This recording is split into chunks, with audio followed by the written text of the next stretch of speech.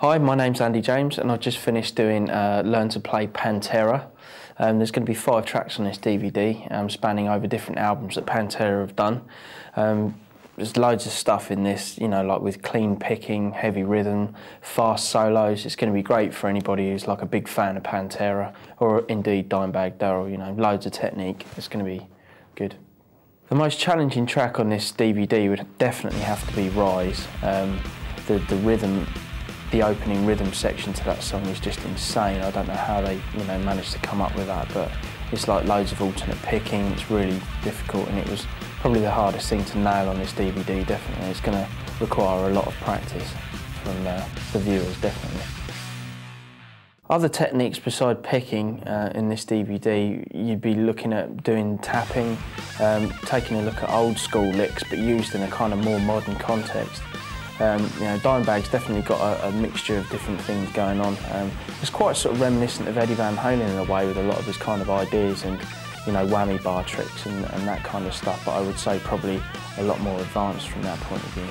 So it's kind of just an amalgamation of loads of different techniques, really. I suppose with the exception of maybe sweep picking or string skipping or anything like that, but with the way he plays, mainly the things that kind of stand out with his playing are kind of his use of melody and his sheer kind of ferocity in which he plays, or played, should I say.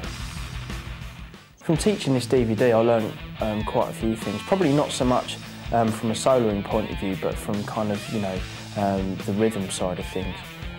Because I'm for my own sort of style of playing, I definitely sort of play quite a lot of metal music, but I would say it was probably more along the lines of a commercial style, kind of more grooving and more sort of more up-to-date sort of drop tuning and riffing and kind of stuff. So this is a bit more kind of old school for me, but I've definitely learnt some new ways of kind of looking at metal music, and I think it's definitely going to help within my own kind of songwriting as well, And it's always good to look at people's different approaches to songwriting and how they approach a riff or how they approach an arrangement and stuff like that, as well as just learning the parts to a song. It's always worth kind of checking out the order in which they've done stuff. So if you ever really want to write your own metal stuff, why not kind of look at arrangements of other bands and come up with 2 or 3 ideas of your own and kind of use an arrangement that maybe somebody else has used or whatever, just to kind of help you along a bit within songwriting. My favourite track in this DVD would have to be Mouth of War. I think that's probably got the most killer riff in this guitar DVD as well.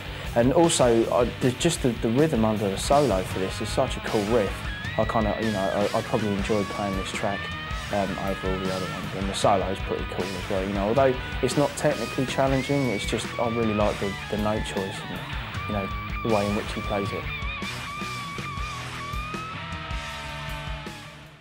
This DVD is aimed at anybody from beginner to advanced that's into metal, into Pantera, into Dimebag Darrell, or they just want to kind of improve their chops, because even they might not be a fan of Pantera and they might kind of check this out and subsequently become a fan of Pantera, kind of go and buy their albums and stuff and do that. But I would definitely say, beginner to advanced, there's something in it for everybody. There's kind of the technical solos, there's aspects of some of the solos of which a beginner, it would be good for them to kind of learn and build up their kind of technique or whatever. Same for intermediate, players and stuff.